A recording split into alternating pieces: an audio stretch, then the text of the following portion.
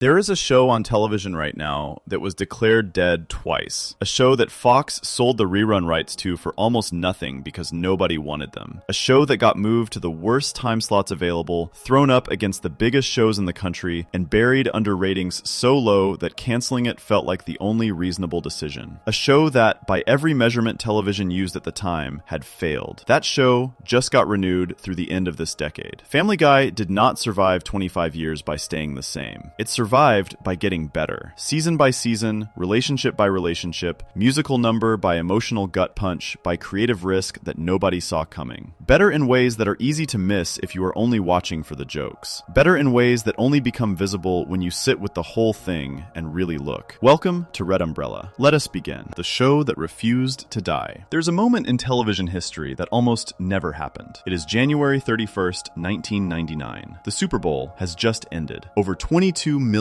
people are sitting on their couches, too full of snacks to move, and a new cartoon comes on the screen. A fat man in a blue shirt, a talking dog, a baby with a football-shaped head who speaks like a British professor and wants to take over the world. Nobody knew what to make of it. Nobody knew that this strange, loud, ridiculous little show would one day become one of the longest-running scripted series in the history of American television. Nobody knew because for a long time, it looked like Family Guy was going to disappear before anyone got the chance to really know it at all. The show got canceled. Not once, twice. That fact alone tells you something. Most shows get canceled once and they are gone forever. The cast scatters. The writers move on. The characters fade out of memory. But Family Guy got canceled twice, came back both times, and somewhere in the middle of all that chaos and rejection and near-death experience, it became the show it was always supposed to be. The cancellations did not kill it. They shaped it. They gave it something very few long-running shows ever have. The hunger of a show that knows exactly what it feels like to lose everything. To understand why Family Guy gets better every season, you have to start at the beginning. Not the funny beginning, the painful one. When Family Guy first started in 1999, Fox gave it a strong start. The Super Bowl slot was a gift, a chance to reach the biggest possible audience right out of the gate. And for a little while, it worked. People watched. The ratings were decent. Seth MacFarlane, who was only 25 years old when the show premiered, had created something that felt genuinely different from anything else on television. It was messy and strange and sometimes brilliant, and it had no idea yet what it fully wanted to be. Then Fox moved it to Thursday nights. Thursday nights in the early 2000s was one of the most difficult time slots on all of television. The competition was brutal. Frasier was there. Who Wants to Be a Millionaire was there. Survivor was there. Friends was there. Family Guy, a brand new adult cartoon still figuring out its own voice, was asked to go head-to-head with some of the most watched shows of that entire era. It did not go well. The ratings fell. Fox looked at the numbers and made the call. In the year 2000, Family Guy was canceled for the first time. Then something strange happened. Fox changed its mind. The show got a last-minute rescue and came back for a third season in 2001. But the problems were not fixed. The time slot was still difficult. Season 3 aired on Thursday nights at 8 in the evening, going directly against Friends during its peak years. Friends was the most watched show in the entire country that season. Family Guy had almost no chance, and the ratings showed it. By 2002, Fox canceled the show again. This time, it felt final. The last episode aired. The writers cleaned out their desks. Seth MacFarlane went off to develop another show called American Dad, which was essentially his way of moving forward, because Family Guy looked like it was done. Then, the reruns started. Cartoon Network bought the rights to air old Family Guy episodes. The story goes that they got those rights for almost nothing, basically for free, because no other network wanted them. At the time, buying the reruns of a canceled show that had failed twice seemed like a bad investment. Cartoon Network put the episodes on a late-night block called Adult Swim. Adult Swim was aimed at young adults who stayed up past midnight, and it turned out that young adults who stayed up past midnight absolutely loved Family Guy. The numbers that came back were shocking. Family Guy became the most watched show on the entire Adult Swim block. It did not just find an audience, it found the right audience. The people who had been looking for exactly this kind of comedy and had simply never found it at the right time on the right channel. The show's viewership on Adult Swim jumped by 239%. These were not casual viewers. These were people who watched every episode, told their friends, and then watched again. While all of this was happening, something else was going on. Fox released the first 2 seasons of Family Guy on DVD. This was still early in the era of TV shows being sold on disc, and nobody was entirely sure how well it would do. The answer was beyond anything anyone predicted. The Season 1 and Season 2 DVD set sold 2.2 million copies. copies. It became the best-selling television DVD of the entire year 2003, the second highest-selling television DVD of all time at that point. The only set that outsold it was the first season of Chappelle's Show on Comedy Central. Season 3's DVD release also sold over 1 million copies. People were not just watching Family Guy in reruns. They were buying it, owning it, rewatching it at home, and showing it to everyone they knew. Fox executives started paying attention to numbers they had never paid attention to before. The idea of measuring a show's success purely by how many people watched it live on the night it aired was still the standard way of thinking about television at the time. But here was a show that had failed by those standards twice, and somehow had 3 million DVD sales to show for it, along with a cable channel where it was suddenly the biggest thing on the air. Fox made a decision that had genuinely never been made before in the history of television. They brought Family Guy back based on DVD sales and rerun ratings, not live ratings, not the traditional measurement. Family Guy became the first television show ever to be revived because of what happened after cancellation rather than during it. On May 20th, 2004, Fox ordered 35 new episodes of Family Guy. Production started. The writers came back. Seth MacFarlane put down the work he was doing on other projects and returned to Quahog, Rhode Island. And then came the wait. Season 4 premiered on May 1st, 2005, 3 full years after the show had been canceled. 3 years. That is a long time in television. Most shows that go away for 3 years do not come back to a warm welcome. The audience moves on. The cultural moment passes. But Family Guy came back to 11.85 million viewers on that first night. That is more people than had watched any episode in years. The audience had not moved on. They had been waiting. Now here's the part that matters most for understanding everything this essay is going to cover. Seth MacFarlane said something about those 3 years that is worth sitting with. He pointed out that animated shows do not normally take breaks. They run season after season without stopping, and by the end of most seasons, you can feel the fatigue in the writing. The jokes get lazier, the stories get thinner. The writers, who have been producing episode after episode without rest, start reaching for the easiest thing rather than the best thing. MacFarlane said that toward the end of a long stretch of production, you see more toilet humor, more easy gags, more signs that people's brains are running on empty. Family Guy had 3 years of empty. 3 years with no pressure to produce anything. 3 years for the writers to sit with the characters, think about what the show was actually doing, collect new ideas, and come back with their tanks full instead of drained. When they returned for season 4, the writing staff had more material ready to go than they knew what to do with. The first episode of season 4, North by North Quahog, was written by MacFarlane himself. The team made a decision. Keep the show exactly as it was before. Do not try to make it slicker or more modern or more palatable to the critics who had always looked down on it. Come back as the same show, just sharper, rested, and more sure of itself than it had ever been. That confidence is what you feel when you watch season 4. It is not a show trying to prove itself to people who doubted it. It is a show that already knows it won because the audience brought it back from the dead, and nothing that any critic or network executive says can shake it now. There is something important in that feeling that carries through every season that comes after. Family Guy is not a show that plays it safe. It never has been. It got canceled twice for not playing it safe, and every time it comes back, whether it is from a literal cancellation or just from a rough patch of seasons, it comes back with the same energy of a show that has nothing left to lose. A show that has already been told it is over and survived anyway is a show that will try things other shows would be too careful to attempt. The Rhode 2 episodes. The bottle episode with no music and no cutaway gags. The Disney animation sequence. The Star Wars parodies. None of these come from a show that is playing things safe. They all come from a show that learned very early that playing it safe does not work, so it might as well go all the way. The cancellations did not slow Family Guy down. They removed the fear, and a show without fear is a very different thing from a show that is worried about offending the wrong people, or losing the wrong viewers, or falling below the ratings line that networks draw in pencil and call permanent. Family Guy crossed that line twice, survived twice, came back twice, and by the time season 4 premiered to nearly 12 million people on a Sunday night in May 2005, the show understood something about itself that most long-running television shows never fully figure out. You cannot kill what the audience refuses to let die. That understanding, that the people watching the show are the ones who actually own it, not the network that airs it, became the foundation of everything Family Guy built in the years that followed. The writers knew they had an audience that loved the show enough to buy the DVDs, stay up late to watch the reruns, and wait 3 years for new episodes. That kind of love demands a certain level of honesty in return. return. You cannot phone it in for viewers who cared that much. You have to show up and actually try. Which brings us to season 4, and the very specific kind of confidence that only comes from surviving things that were supposed to finish you. __quote